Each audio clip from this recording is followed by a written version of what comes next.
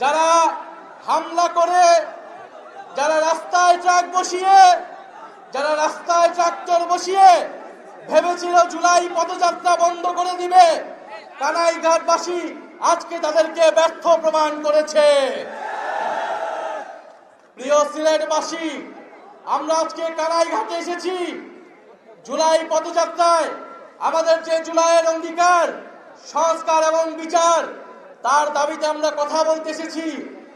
আমরা দেখতে পাচ্ছি নির্বাচিত হয়ে বিএনপির সরকার অগণতন্ত্রের পথে হাঁটছে, নব্য স্বৈরাচার হওয়ার পথে হাঁটছে।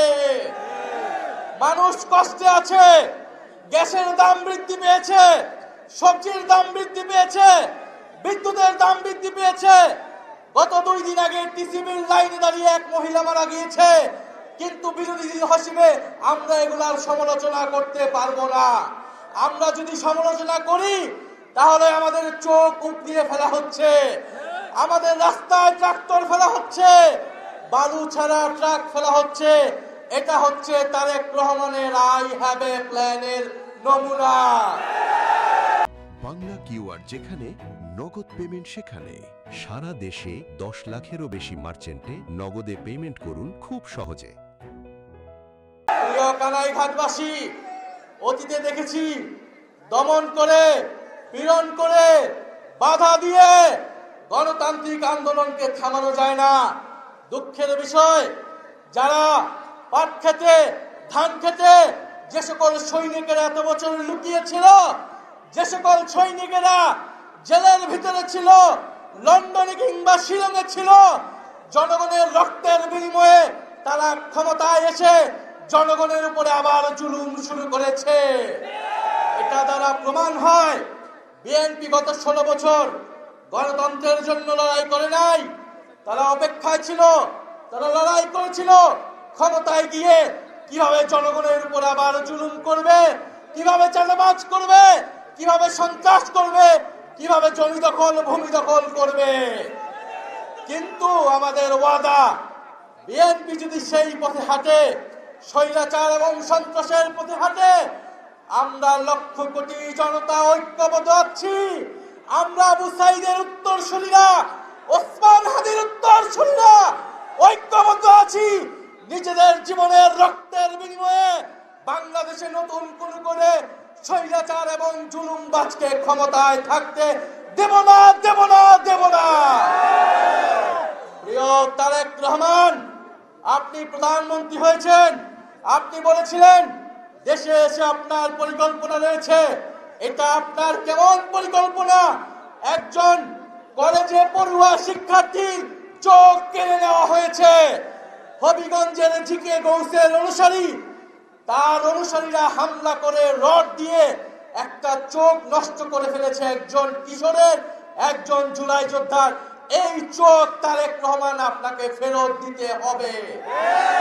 শেখ হাসিনা শত শত আমার ভাই বোনের চোখ নষ্ট করে, গুলি করে আজকে দিল্লিতে নির্বাসিত। তারেক রহমান এই নতুন বাংলাদেশে আমার আরেক ভাইয়ের চোখ নষ্ট করে কি বার্তা দিতে চাচ্ছেন? বাংলাদেশের জনগণ এটা মেনে নেবে না। অবশ্যই সেই কিশোরের চোখ কিভাবে ফেরত দিবেন আমরা জানি না, কিন্তু সেই চোখ ফেরত না দেওয়া পর্যন্ত আমরা ঘর ছাড়ব না। আমরা জিয়াউর রহমানকে শ্রদ্ধা করি, বেগম খালেদা জিয়াকে শ্রদ্ধা করি, কিন্তু জিয়াউর রহমানের ছবি পোস্টার টানিয়ে, বেগম খালেদা জিয়ার ছবি পোস্টার টানিয়ে আপনারা সন্ত্রাস করবেন, জমি দখল করবেন, ভূমি দখল করবেন, এটা আমরা মেনে নেব না। বিগত 16 বছর এই দেশে মুজিবের নামে ব্যবসা হয়েছে, এখন আমরা জিয়াউর রহমানের নামে কোনো ব্যবসা হতে দেব না। অবিলম্বে জিয়া ব্যবসা বন্ধ করেন, সন্ত্রাসবাদ বন্ধ করেন, দেশে গণতন্ত্র প্রতিষ্ঠা করেন। কথা বলার অধিকার থাকতে হবে, জনগণের কর্মসংস্থানের অধিকার, জনগণের খাবারের অধিকার, সবকিছু নিশ্চিত করতে হবে। সংস্কার নিশ্চিত করতে হবে, বিচার নিশ্চিত করতে হবে। প্রিয় কানাইঘাটবাসী, আমরা স্পষ্ট নমুনা দেখতে পাচ্ছি আগামী স্থানীয় সরকারের নির্বাচনে কি হতে যাচ্ছে। এই সকল লাঠিয়াল বাহিনী সন্ত্রাসীদেরকে দিয়ে আবারও ভোট ট্রেকিং করা হবে। জনগণের অধিকার কেড়ে নেওয়া হবে, আপনাদেরকে সেটার জন্য প্রস্তুত থাকতে হবে। আমরা জাতীয় নির্বাচনে যে ইঞ্জিনিয়ারিং হয়েছে তা আমরা ঠেকাতে পারি নাই, কিন্তু স্থানীয় সরকার নির্বাচনে কোন ধরনের কারচুপি, কোন ধরনের লাঠিয়াল বাহিনী, কোন ধরনের সন্ত্রাসীদেরকে আমরা জায়গা করতে দেব না। কানাইঘাটবাসী প্রস্তুত থাকবেন, যদি স্থানীয় সরকার নির্বাচনেও আমরা পরাজিত হই, এই দেশে নব্য ফ্যাসিবাদ তৈরি হবে, নতুন স্বৈরাচার হতে হবে। আমরা সেটাকে রুখে দিব। আগামী স্থানীয় সরকার নির্বাচনে আপনারা ভোট দিবেন, জনগণের পক্ষে, জনপ্রতিনিধির পক্ষে কথা বলবেন, শাপলাকলি এবং এনসিপির পক্ষে দাঁড়াবেন।